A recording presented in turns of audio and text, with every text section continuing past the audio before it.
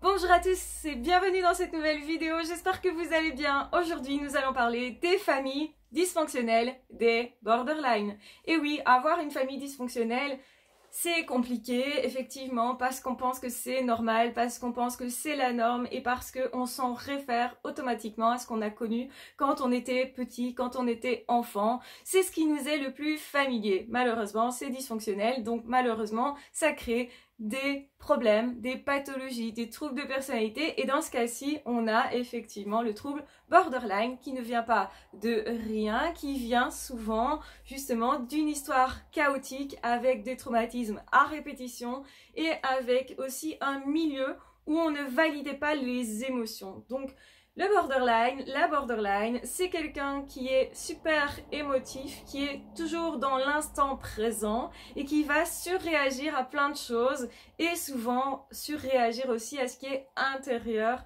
a donc quelque chose qui est à l'intérieur, une blessure, et c'est quelqu'un qui n'arrive pas à construire des relations justement parce que ils reproduisent ce qu'ils ont connu, des dysfonctionnements, ils soufflent le chaud, le froid, ils savent pas comment se positionner, ils disent un jour je t'aime, le lendemain je ne t'aime plus, un jour t'es la femme, t'es l'homme de ma vie et le lendemain tu ne l'es plus, et donc c'est vraiment déroutant d'être face à un borderline parce qu'ils dysfonctionnent et ils vont emmener le dysfonctionnement dans leurs futures relations et c'est pour ça que ces relations généralement se disloquent assez vite et que finalement ça ne fonctionne pas ni pour l'un ni pour l'autre, que en gros il n'y a pas de vraie rencontre à cause de ce trouble.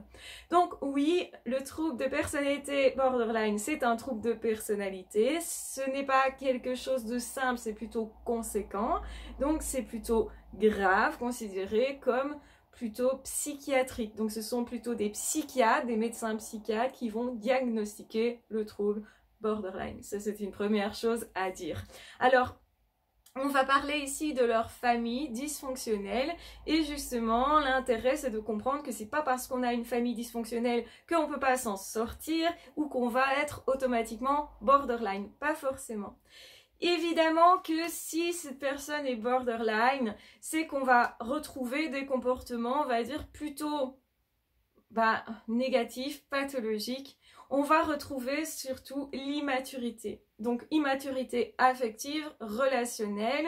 Donc c'est-à-dire que finalement le borderline, c'est un adulte, on voit un corps d'adulte, mais le raisonnement est plutôt celui d'un adolescent qui serait peut-être toujours dans la crise d'adolescence. Donc certaines personnes vont dire, bah oui, on a l'impression d'avoir un adolescent en mal-être et qui se comporte un petit peu n'importe comment, qui essaye de faire sa loi, qui est en révolte, qui est en colère. On a l'impression d'être face à un adolescent, sauf que cette personne, elle a quitté l'adolescence depuis généralement plutôt longtemps. Donc c'est un trouble de la personnalité et on ne parle d'ailleurs de ce trouble qu'à partir du moment où effectivement la personne est adulte. Donc c'est diagnostiqué uniquement à l'âge adulte. Et donc on a vraiment un corps d'homme ou de femme avec un fonctionnement plutôt d'adolescent, donc au niveau affectif, au niveau raisonnement, mais on a aussi plutôt un cœur d'enfant, donc quelqu'un qui va être dans la dépendance affective, qui manque d'autonomie, alors que justement cette personne donnait l'illusion d'être super autonome à certains autres moments. Donc à certains moments ils fonctionnent plutôt bien, ils ont l'air de gérer le truc, d'être super autonome, indépendant, d'avoir besoin de personne même, et plus que la moyenne des gens, on dirait. Et derrière ça, en fait, c'est juste une façade. Derrière ça, on voit plutôt quelqu'un qui est dépendant, qui sait pas faire tout seul, qui perd complètement les pédales, qui va avoir besoin de se rattacher à quelqu'un. Donc, une immaturité affective qui est évidente. Et donc, du coup, eh bien, on va regarder par rapport à la famille dysfonctionnelle quelle attitude le borderline ou la borderline, puisqu'il y a des borderline hommes, il y a des borderline femmes, et c'est important de rappeler qu'il y en a dans les deux sexes, eh bien effectivement on va voir que c'est une personne qui va avoir tendance à rester collée à ses parents, comme si justement cette personne elle ne pouvait pas être autonome, et donc justement comme il s'agit d'une famille qui a été dysfonctionnelle ou qui est encore dysfonctionnelle ou des personnes qui sont possiblement toxiques, eh bien ça ne fait forcément pas de bien à un individu qui devrait à un moment donné s'affranchir.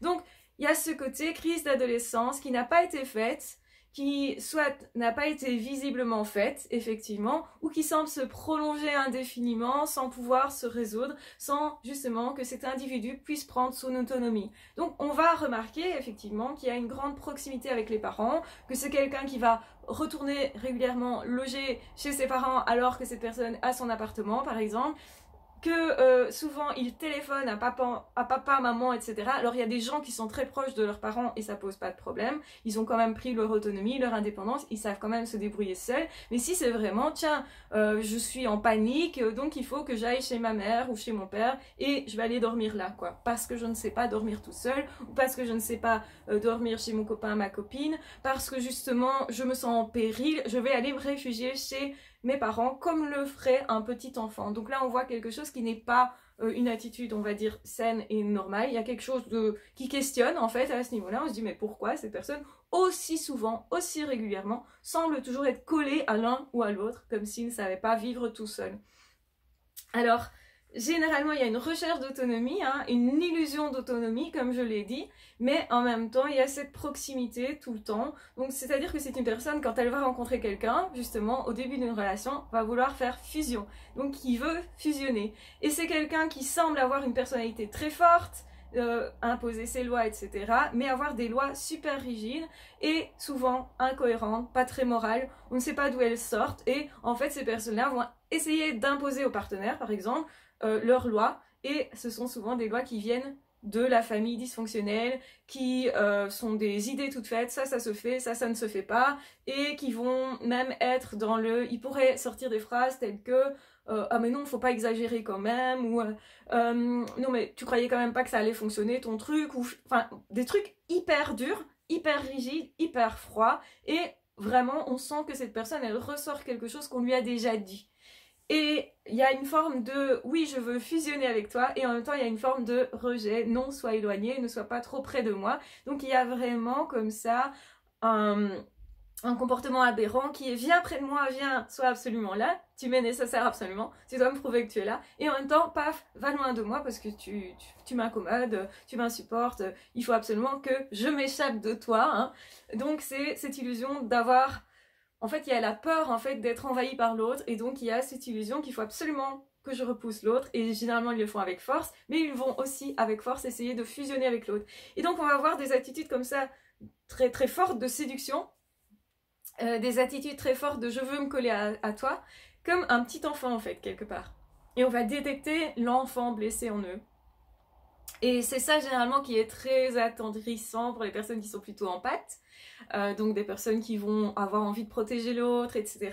Et il y a le côté aussi romantique qui peut jouer, hein, puisque ces personnes en font 3 tonnes, et on va se dire, si cette personne a vraiment envie d'être avec moi, c'est que cette personne m'aime. Donc on va confondre ça avec l'amour, avec une forme de lien qui serait intense, et généralement c'est toujours intense au début.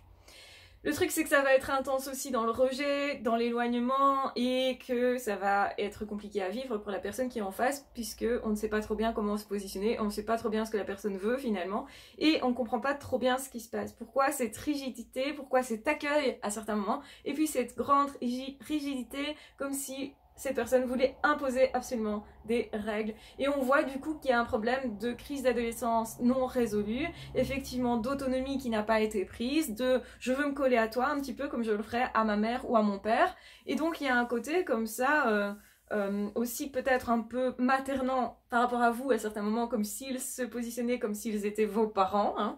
Donc parce qu'il y a un problème, ils rejouent en fait une scène du passé et un rapport du passé avec leurs parents. Et le truc, c'est que souvent, ils vont vous reprocher des choses qu'ils auraient pu reprocher à leurs parents, ou dans la relation qui a dysfonctionné, ou qui dysfonctionne toujours, qui est toujours dysfonctionnelle. Voilà, donc oui, effectivement, on va dire ça, c'est vraiment le rapport avec le parent. Donc si le rapport avec la mère n'est pas un bon rapport, ben généralement, les reproches que ces personnes pourraient adresser à sa mère, eh bien, va être adressé à la compagne, par exemple. Donc va être reporté sur d'autres personnes. Et donc il y a une instabilité qui est très grande chez ces personnes-là, hein, instabilité relationnelle mais aussi affective, et donc du coup émotionnelle. Et donc ça veut dire que du coup aussi il y a une instabilité de la relation, parce que quand l'autre veut être là et pas là à la fois, ben, c'est deux choses qui normalement ne cohabitent pas.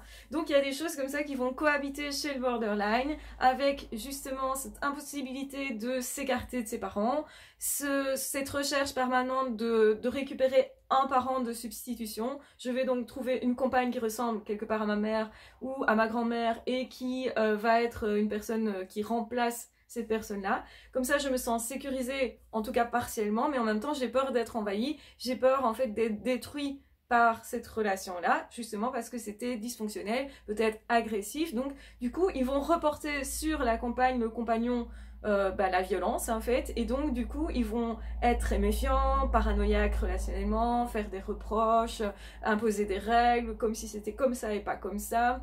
Et ils ont besoin d'avoir une maîtrise sur les autres. Et qui dit maîtrise dit non-amour, évidemment, dit non-rencontre de l'autre, dit famille dysfonctionnelle, système dysfonctionnel. Donc ils essayent de rejouer quelque chose comme pour l'apprivoiser. Et c'est pour ça qu'on va trouver des personnes borderline qui, par exemple, ont subi des abus sexuels, qui, par exemple, vont être justement hyper sexualisés, donc faire en sorte de se prostituer, certains, ou en tout cas d'avoir une activité sexuelle qui est au-delà de la moyenne, où on change beaucoup de partenaires, etc. Bien sûr, il y a des pulsions à comprendre là-dedans qui vient d'un mal-être intérieur, qui reste toujours en bas-fond chez le borderline, donc qui est toujours présent, si vous voulez.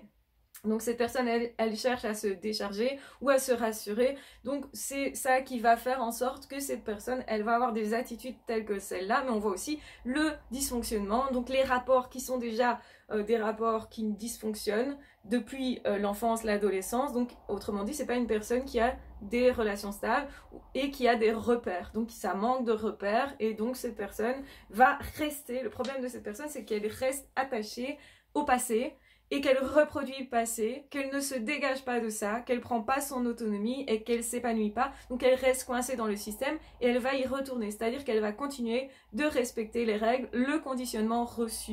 Et il suffit que le père, la mère disent « Ah ben non, ta compagne, je ne l'aime pas » ou « ton compagnon, ça ne va pas parce qu'il y a ça comme défaut ». Donc ils trouvent un petit défaut et du coup, pour eux, ça devient « Ah ben non, ce sera impossible de continuer avec cette personne parce que papa ou maman a dit que, ou ma grand-mère a dit que, ou mon grand-père a dit que ». Et donc on va avoir comme ça des dysfonctionnements qui se retransmettent de génération en génération. Et le problème des borderline, c'est qu'ils n'ont pas conscience du dysfonctionnement, ils ne savent pas quoi faire avec ça, ils ne sont pas rattachés à leurs émotions. Souvenez-vous, j'ai fait une vidéo justement hier concernant la famille dysfonctionnelle, donc je vous encourage à la revisionner, qui justement disait, ben voilà, si vous voulez vous épanouir malgré votre famille dysfonctionnelle, il va falloir prendre son autonomie, savoir qui nous sommes, construire sa personnalité, faire ses propres expériences et décider de ce qui est bon ou pas pour soi.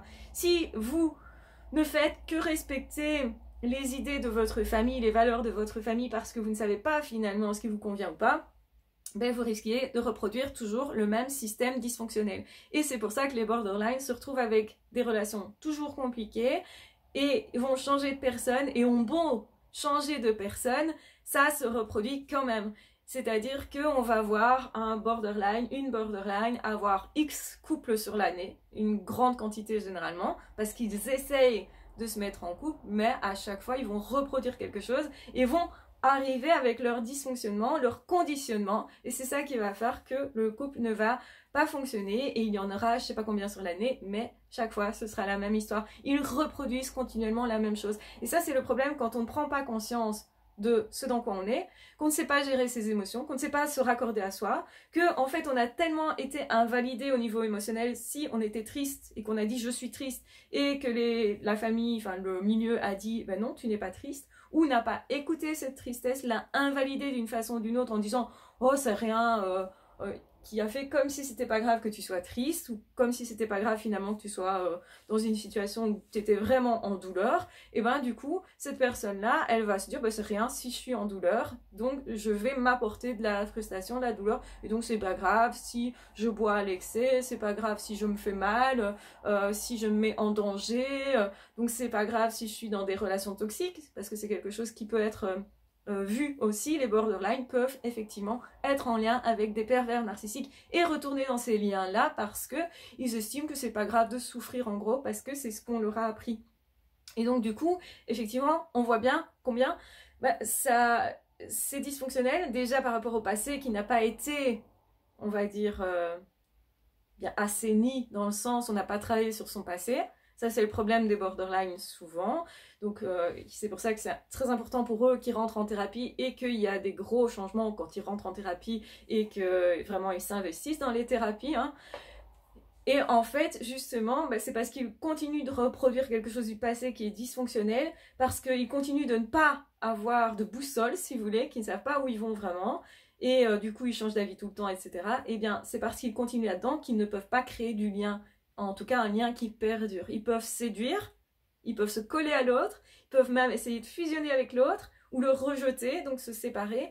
Mais donc du coup, ils n'arrivent pas à créer des relations sur le long terme parce que justement, ils n'ont pas les codes, on va dire ça clairement. Parce que justement, le conditionnement, ils l'ont accepté et continuent de l'accepter et même, ils vont essayer de reprendre des règles, des normes qu'ils pensent être justes et vraies et bonnes pour eux et ils vont les appliquer au partenaire qui va dire mais moi je veux pas de ça et qui va trouver ça super agressif et qui généralement à un moment donné va mettre ça à distance et s'en défendre. C'est en fait ce qu'on voit le plus souvent dans la vie du borderline. Donc voilà, j'espère que vous aurez compris combien c'est important justement quand on a une famille dysfonctionnelle de se créer soi, de créer ses propres règles, de tester aussi les choses et de savoir identifier ses émotions, de savoir identifier ce qui me convient à moi ou pas et de choisir et de comprendre du coup ce qui est toxique et ce qui ne l'est pas. Et c'est certes ce que n'arrivent pas à faire les borderline quand ils reproduisent tout ça, quand ils continuent effectivement d'avoir des situations dysfonctionnelles, d'être dans des relations dysfonctionnelles, de reproduire ça continuellement